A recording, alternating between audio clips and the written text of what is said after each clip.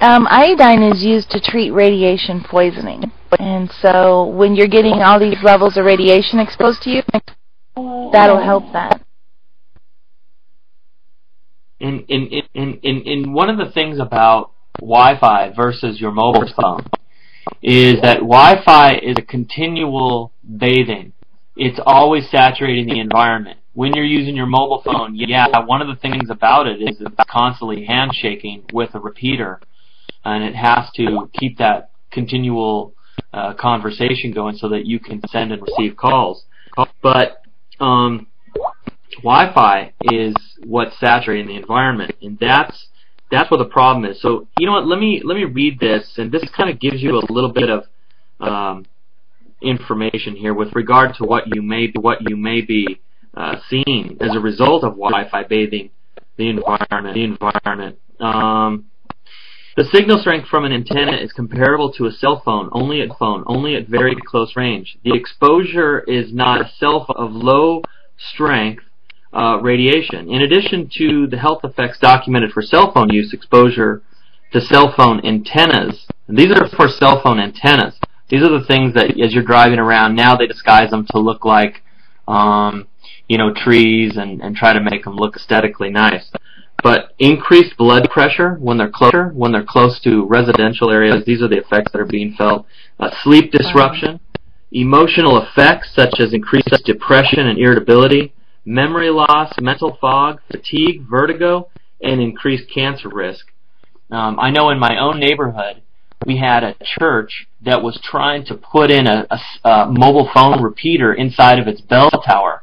Well, the church leadership was trying to do it under the radar of the members, and they were trying to do it under the radar of the residents. And the residents caught wind of it and put up a huge protest because basically saying, hey, we don't want our bedrooms being bathed in your radiation.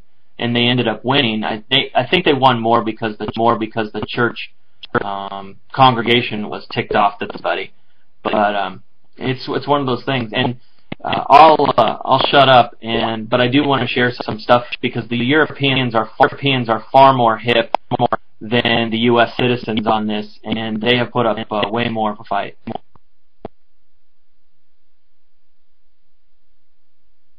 No, you don't need to shut up. You're doing good. And yeah, I mean, they're just, they're messing with people. And, these are symptoms that you're seeing placed with people. People time sleeping, the depression. That's why there's so many people on these depression drugs, and of course the depression drugs are what? They're making them. None of this makes any sense. It's insane.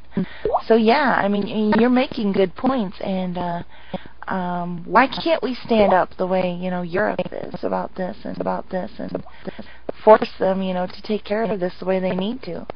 There's a lot of different things that can cause those symptoms, though. It's way too hard to isolate exactly why a person has a particular symptom. When you're speaking in general terms like, sleep disturbance or the need for some kind of psychotic or any of those things. And there's 100 different reasons for each one of those. Sure, there are for them individually, no doubt. But you've got them wrapped up together. I mean, when you've got them wrapped up together, I personally know a lot of people that are exhibiting all of those symptoms, not just one or two, all of them. And that sort of indicates that it's not just, some other random things, Well, for the sake of this conversation, too, anecdotally, you can, we see a lot more commercial advertisement now for sleep aids, and more so than ever before. And perhaps that is because maybe we are being bathed in these frequencies that are inhibiting our sleep.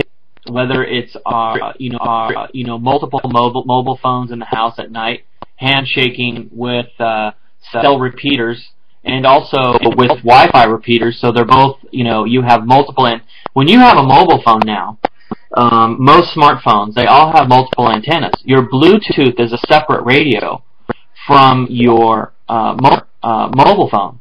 So you can have a phone that may have up to 3 radios within it, and you're broadcasting off that. Now, if you have a 2 or more people living in the house, everybody has a mobile phone. It's turned on 24 hours a day. 6 to whatever, how many radios working at one time, not even being in use, not even broadcasting. Couple that with your Wi-Fi that's running through the house, then your neighbor's Wi-Fi radios that are running, because if any of you have any software, I have the software on my laptop that I can pull up, and I can see all of the networks that are in my I can pick up. And if I'm picking them up on my laptop, that means my body's picking them up too. So I'm kind of leaning on the side, and I know I'm gonna get the bookmark for you guys, because there are communities in Europe that they have made the entire community a hotspot. Well, a lot of people got sick as soon as they turned on the hotspot, and they ended up having to turn off the hotspot because people were just getting sick. But has anyone actually done a study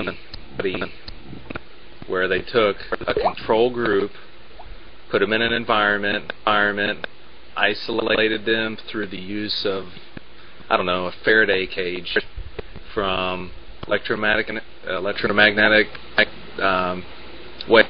waves, and then introduced a controlled amount of these signals will increase in specific symptoms. Okay, I can give you this. I'll give you more.